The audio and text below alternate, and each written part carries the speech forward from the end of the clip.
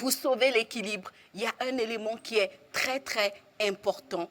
C'est le fait d'accepter que l'homme entre dans sa caverne pour le temps dont il a besoin.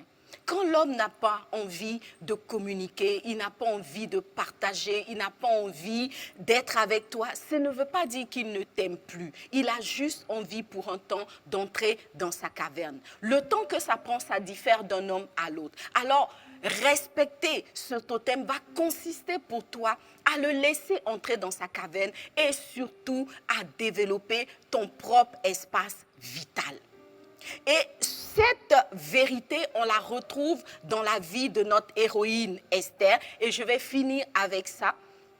Quand on lit l'histoire de Esther, lorsque Mardoché a demandé à Esther d'aller rencontrer le roi Assyrus pour demander le salut des Juifs, il y a une réponse que Esther a donnée. Les filles, vous devez méditer sur cette réponse. Esther, la reine, la préférée, le joyau de Assyrus, a donné cette réponse. Elle a dit, ça fait déjà plusieurs mois que je ne suis pas parue dans la présence du roi. Et je ne sais pas ce qu'il va me faire si j'arrive là-bas sans invitation. Les filles, dites avec moi méditation. Méditation. Esther, plusieurs mois sans voir Assyrus. Assyrus était dans sa caverne. Donc Esther n'était pas à la porte de la caverne. Chérie, tu es où? Ouvre-moi. Chérie, tu ne veux pas me parler, hein? Je t'ai fait quoi?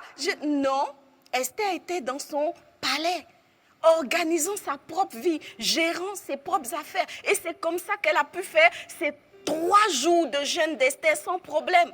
Donc quand le monsieur est dans sa caverne, dis avec moi, à nous aller la liberté.